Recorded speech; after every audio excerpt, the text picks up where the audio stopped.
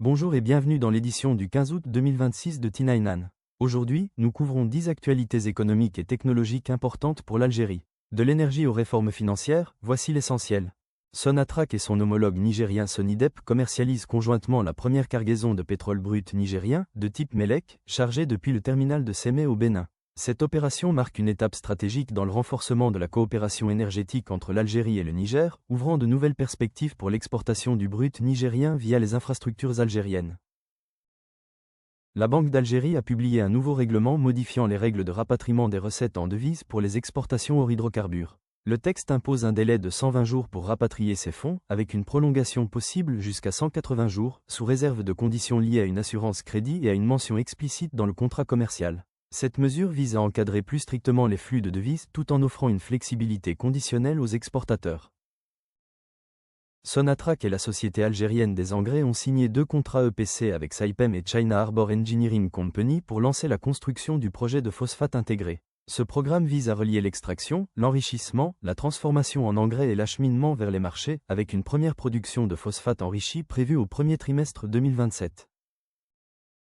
Sonatrach a procédé, le 14 août 2026, au chargement de la première cargaison de pétrole brut nigérien Melek depuis le terminal de Sémé, au Bénin. Cette opération, réalisée en coopération avec la société nigérienne Sonidep, marque une nouvelle étape dans le partenariat énergétique entre l'Algérie et le Niger. Elle concrétise la commercialisation conjointe de ce brut, illustrant le renforcement de la collaboration entre les deux compagnies nationales.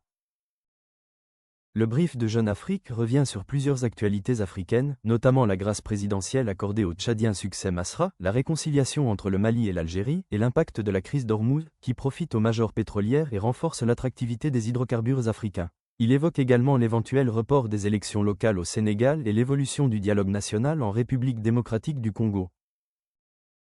Sonatrach a lancé le forage du puits Kafra au Niger, marquant une nouvelle étape dans la coopération énergétique entre l'Algérie et le Niger. Le projet, dans lequel l'entreprise algérienne est impliquée depuis 2005, vise à renforcer l'exploration pétrolière dans la région. Cette opération s'inscrit dans la continuité des partenariats bilatéraux dans le secteur des hydrocarbures.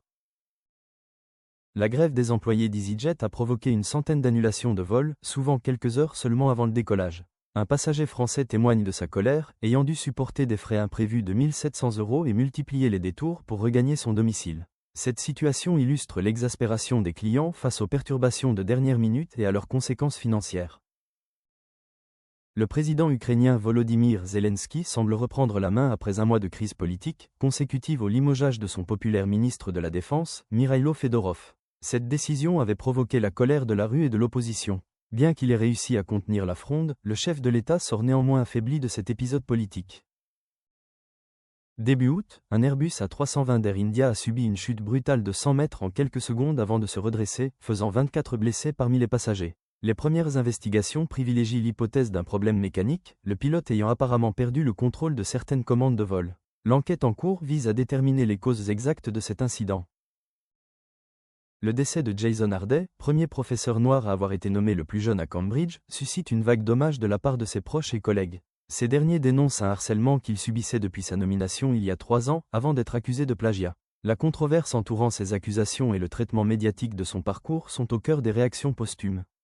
Merci de votre écoute. Pour ne rien manquer de nos prochaines éditions, abonnez-vous à la newsletter T9An sur t9an.net. Rendez-vous demain pour une nouvelle vidéo.